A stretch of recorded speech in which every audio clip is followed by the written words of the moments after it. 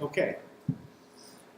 This morning, I want to talk to you to begin with a little bit about football, which I love and you may not care about, but there's a thought to be gotten from this. There's a man who was a sixth-round draft pick going into the NFL. He was not very well regarded. Nobody thought that he was going to be a very good quarterback. During the first season, when he was going through training camp, he was placed at the beginning of training camp as the fourth-string quarterback, which is as low as you can go, because most teams only have three, but he was the fourth. During the training camp, he worked his way up to where he was the second string. So he got to that point, and he was going to be the backup quarterback for the season. And of course, he spent the first whole season on the bench. That's just what happens. And the next season, pretty much the same, because ahead of him was a very good quarterback. He was a first-round draft pick, and he had kind of turned this NFL franchise around. They had suddenly won 4 playoff games, and they had been to 2 Super Bowls, and he was an all-pro. So the chances of this man getting to play quarterback was pretty low until their first-string quarterback was injured.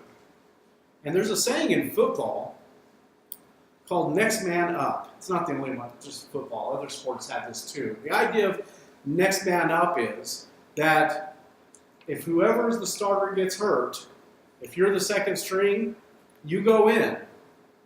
And you have to do, as best you can, exactly what the coaches had planned for the game plan. Now, generally, the next man up, obviously, is not expected to do as good as the first string guy. I mean, there's a reason. There's a first string guy and a second string guy, right? So usually you don't think he's going to do as well. But the first string is out. You have to be the next man up. You have to step up and do the job. As some of you might know from the picture, the guy is Tom Brady, who went in at that point. And since he's gone in, the Patriots have had awesome seasons. He's been in 8 Super Bowls. 4 times he was the Super Bowl MVP. 3 times the NFL MVP.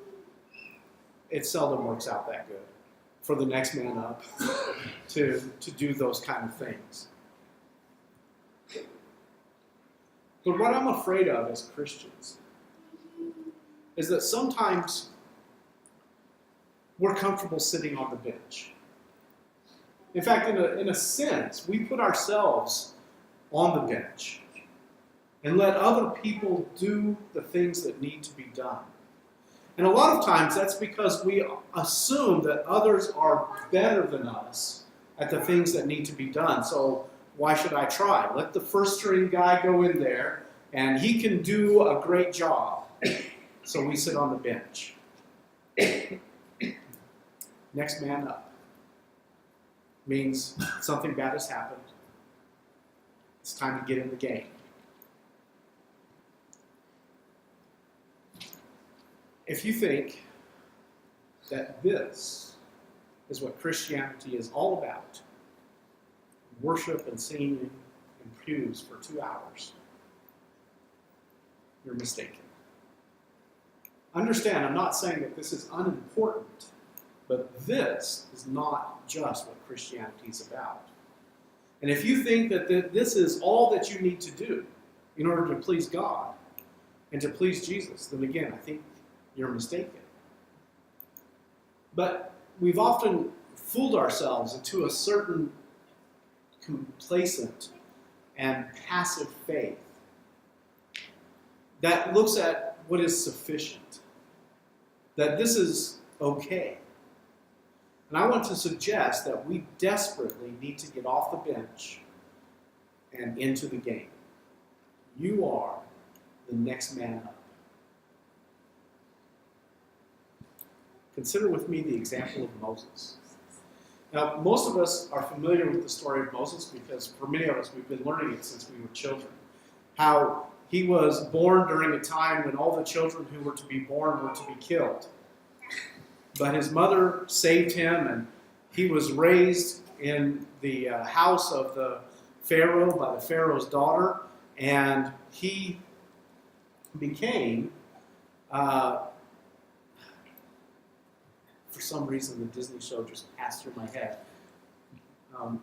the Prince of Egypt. Is that what it's called? He was kind of in that place, right? He was essentially the grandson to the Pharaoh at that time. He was educated, both at first by his mom, but then by the princess, and he was in that place. So in the book of Hebrews, and I know I told you Exodus, we will be going back there. I just messed up. But Hebrews 11 is the passage that tells us about the men of faith. And it mentions specifically Moses. So begin in verse 23. By faith, Moses, when he was born, was hidden for 3 months by his parents because they saw that the child was beautiful, and they were not afraid of the king's edict. By faith, Moses, when he was grown up, refused to be called the son of Pharaoh's daughter. Now, when it says he was grown up here, he was about 40 years old when the incident happens. That really shows that he makes this choice to be considered an Israelite, not an Egyptian. And what happened is that Moses is very zealous for God and his people at this point. He's made a choice, and he sees an Egyptian taskmaster beating a Hebrew slave, and he goes in to do something about it, and the Egyptian is killed. And Moses thought, this is in Exodus 2, verses 11 through 15. Moses thought this might be the spark. The way in which he can bring his people out of slavery. The next day, two Hebrews are fighting each other. He tries to stop that, and they reprimand him. And it's found out that Moses knows that it's known generally that he has killed an Egyptian. And so he flees. Hebrews 11th chapter goes on when talking about that. When it says, let's continue back at verse 24. By faith, Moses, when he was grown up, refused to be called the son of Pharaoh's daughter, choosing rather to be mistreated with the people of God than to enjoy the fleeting pleasures of sin. He considered the reproach of Christ greater wealth than the treasures of Egypt, for he was looking to the reward. So here he is looking to that reward, and he thinks he's done what he can. By faith, we're told in verse 27, he left Egypt, not being afraid of the anger for the king, for he endured as seeing him who is invisible. So he ran away, not because he was afraid, but to preserve his life, I guess. But not because he was afraid. By faith, he left. So what did Moses do then? Well, Exodus, the 2nd chapter, tells us he became a shepherd in Midian. He found himself a girl, and they got married, and they had a child, and he's taking care of those. In fact, in Exodus 2, verse 23, it says, during those many days. So Moses, where is he? Is he with his people who are suffering? He's just being a shepherd. He's taking care of family, taking care of the sheep. He's put himself on the bench. Hasn't he? He's not doing what he thought he was going to do at the beginning when he was so zealous. He's sitting on the bench. Now, during those many days, it says the king of Egypt died. The people by the next king were oppressed more, and they cried out to God. So, as he's taking care of his family, things in Egypt are getting exponentially worse for the people. And where's Moses? 40 years. During those many days is another 40 years that he's standing on the side, that he's complacent, disregarding his people while they're suffering, while they're crying out for help. Moses, not that it's unimportant to raise sheep and to raise your family, but that's what he was doing. He was involved in those things. One day, Exodus, the 3rd chapter, of course, Moses, as he's taking care of the sheep, He sees a bush that's burning and not being consumed, and he says, I've got to go see what's going on up there. And he goes up there, and of course, God speaks to him out of the burning bush, and God says, come, I will send you to Pharaoh that you may bring my people out of Egypt. What is God saying to Moses? You're the next man up, right? It's time for you to get off the bench and get into the game. The good thing is, now he knows that's exactly what he's supposed to do. But when God tells him that, do you recall what Moses' response is? 4 times, he's going to give an excuse. Let's be nicer. He's going to give a reason why he shouldn't go into the game. Exodus, the 3rd chapter. I told you we'd get back to it.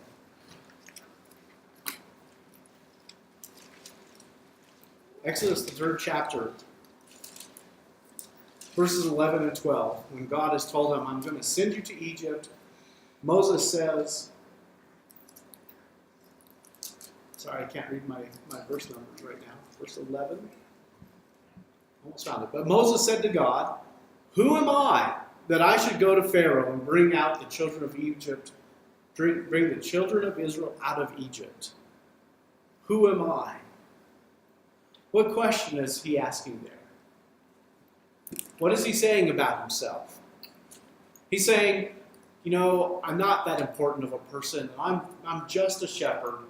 Who am I that I should be doing that? Let me ask you a question.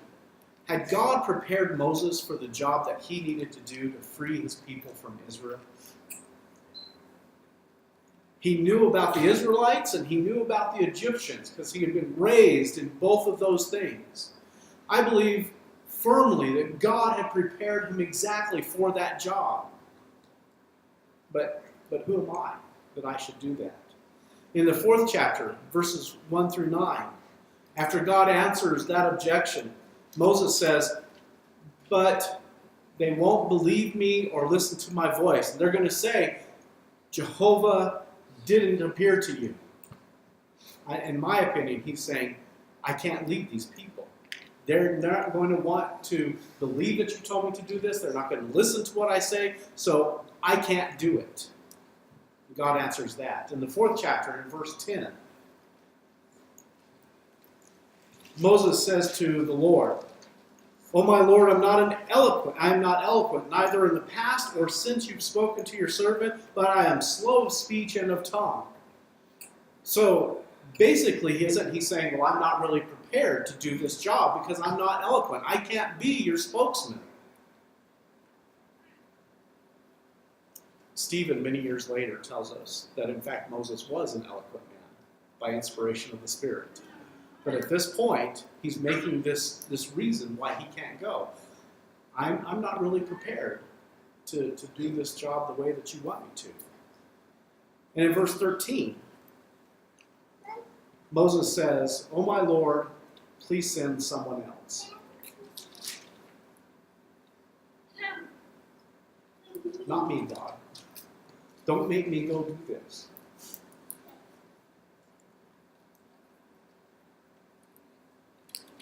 Does this sound like the same Moses who 40 years before this had tried to get the people of Israel to leave? Doesn't, does it? 40 years of sitting on the bench, 40 years of being separated, had made Moses very content to stay exactly where he was, even though God had now said to him, "You go do this." I love how God answers each and every one of Moses' reasons for doing these things. Every problem that Moses claims, God has an answer for. We'll see that in a moment. But Moses is the next man up. And the great thing is, God convinces Moses, and he goes and he does what he's supposed to do. He's back in the game. This time, he's following and obeying Jehovah and doing what he would want. It's an amazing story. And I think it strengthens me to see someone who was in that position and made the change that needs to be done. Do you remember the story of Esther? If you will, go with me to Esther, the 4th chapter.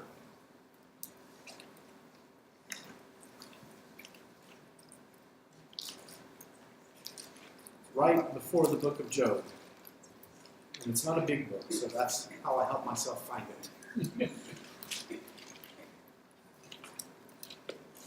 The story of Esther is of a beautiful Jewish woman who is a captive.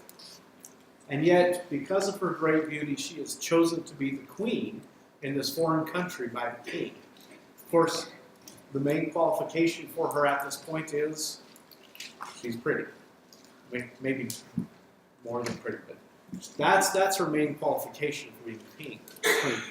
Through a series of events, though, the king decides or allows that all the people of Israel are going to be killed. And letters are sent throughout the nation that all the Jews are to be destroyed, to kill, and to annihilate all the Jews. And you could plunder all their possessions. So if it wasn't just enough incentive that you got to kill people and have the king's thing, you could have their stuff.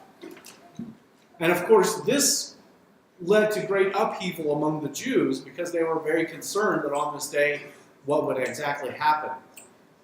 In Esther, the 4th chapter, beginning in verse 12, we can read what Mordecai, the uncle of Esther, says to her now that she's queen, now that she's in this place. What does he say to her? And when they told Mordecai what Esther had said, then Mordecai told them to reply to Esther, "Do not think to yourself that in the king's palace you will escape any more than all the other Jews." That was a very true statement, because the man that hated Mordecai, that had gotten this done, he was a part of being in the king's palace. He knew who Esther was. So she was in danger also. And Mordecai says in verse 14, "For if you keep silent at this time, relief and deliverance will arise for the Jews from another place. But you and your father's house will perish. And who knows whether you have not come to the kingdom for such a time as this?" Well, that hits home, doesn't it? Who knows whether you haven't come to the kingdom for such a time as this? The Apostle Paul in Ephesians, the 5th chapter, tells us that we are to walk wisely, not as the unwise. We are to make the best use of the time, or as the old translation said. We're to be redeeming the time, because the days are evil. Don't be foolish, but understand what the will of the Lord is. Is this a critical time for the kingdom? You know, when Moses was called by God to go deliver the people, was that a critical time for Moses to act? And at this time, when the Jewish people are about to be destroyed, is that a critical time for the kingdom of God? I believe it is. And they were told. Who knows? Mordecai isn't saying, "I know that this is why you're king." He says, who knows if this isn't exactly why you aren't where you're at right now, because God put you here to help save his people.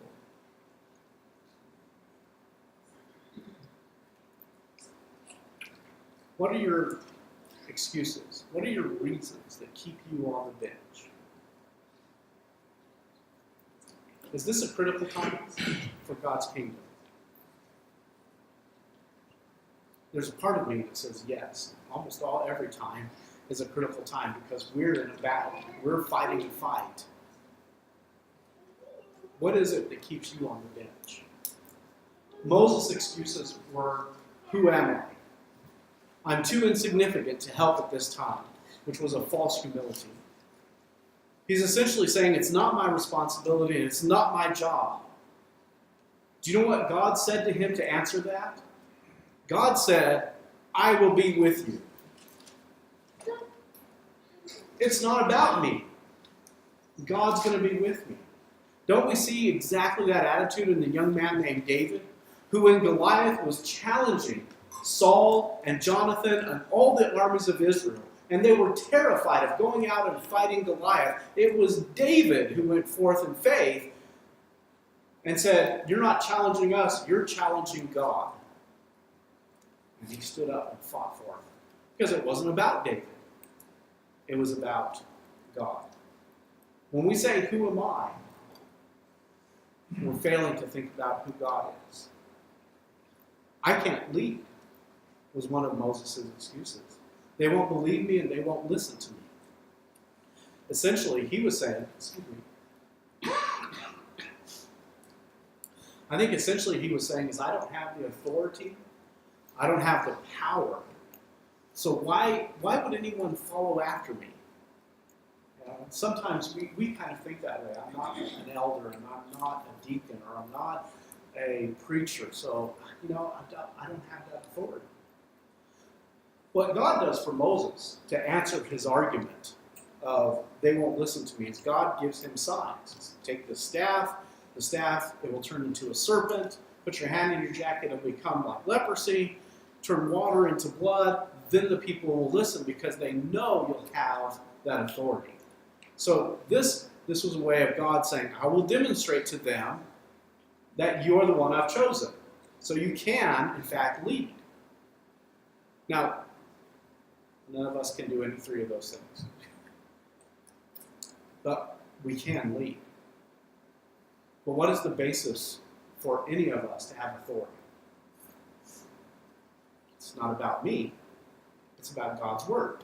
That I use God's Word and I use it correctly. That's part of the leadership.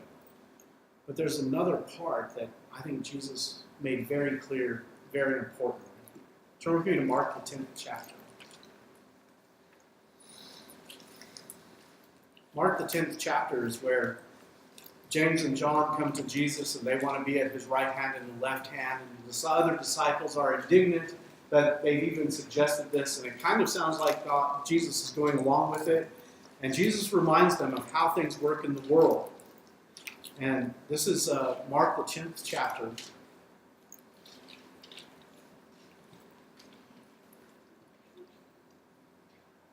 We're going to start in verse 42. He calls the disciples all together. He says, you know that those who are considered rulers of the Gentiles lord it over them, and their great ones exercise authority over them. We all know that this is very much how the world works. There's one guy at the top, and if he tells you what to do, you do it, right? If you don't do it, if it's your job, you get fired.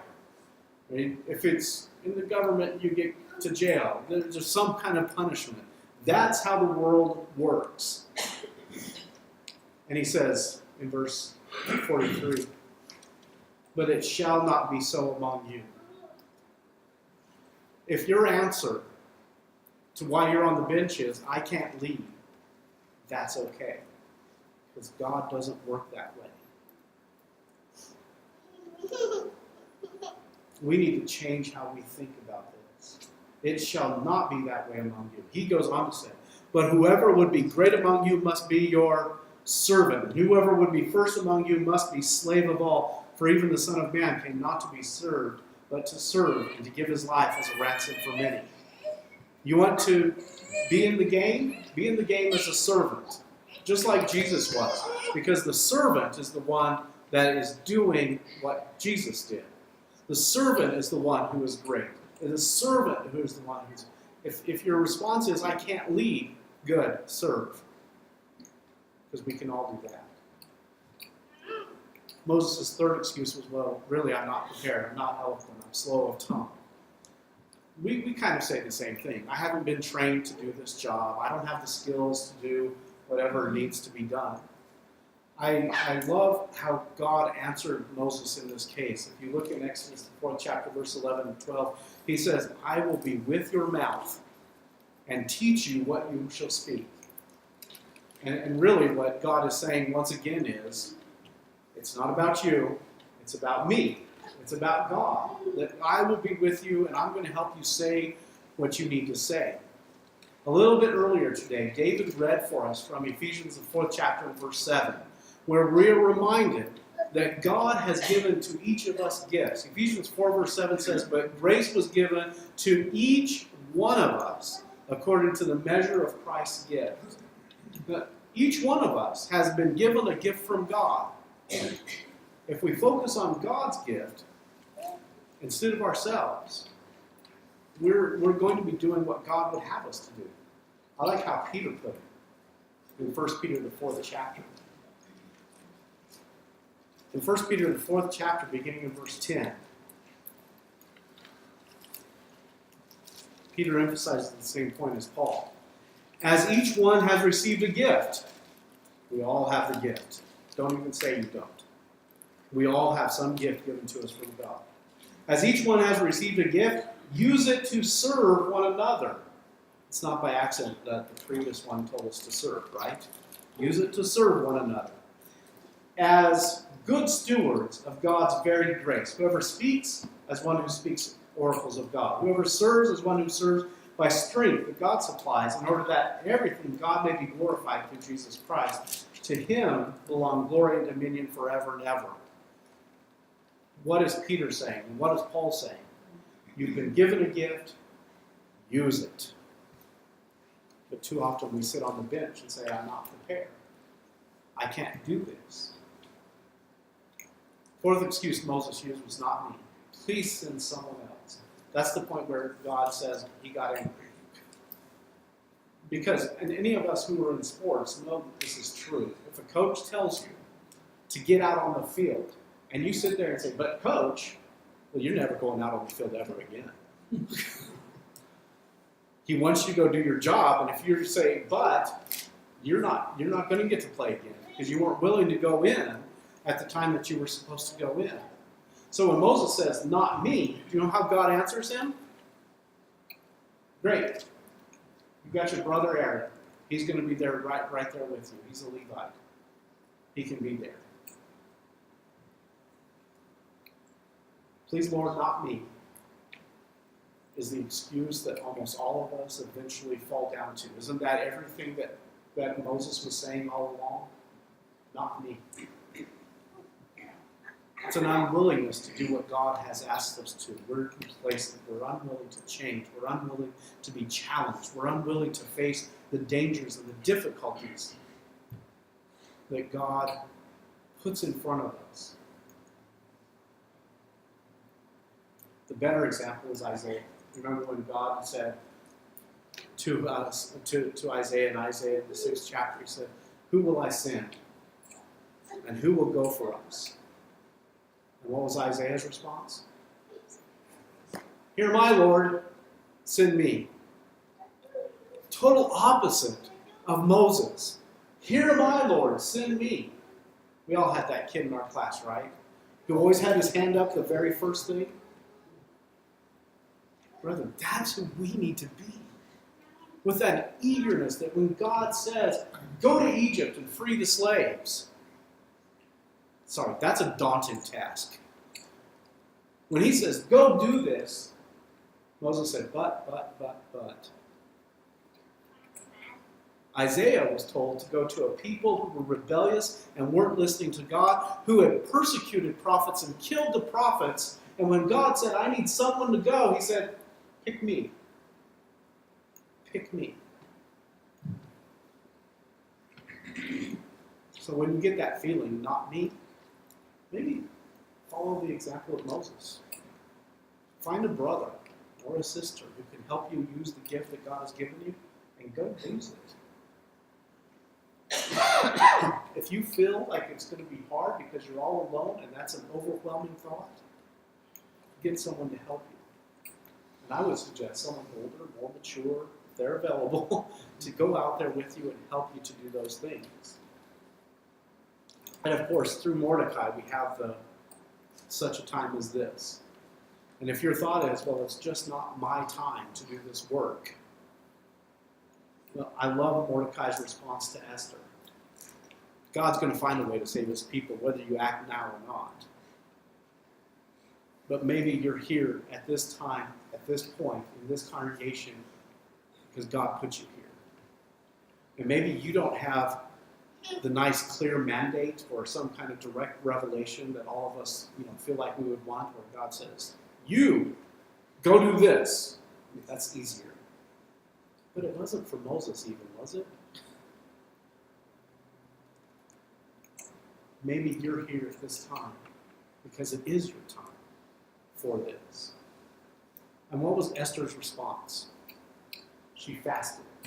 She asked the people to fast with her. There's an implicit prayer in that fasting, isn't it? That she would go. And she says, I will go.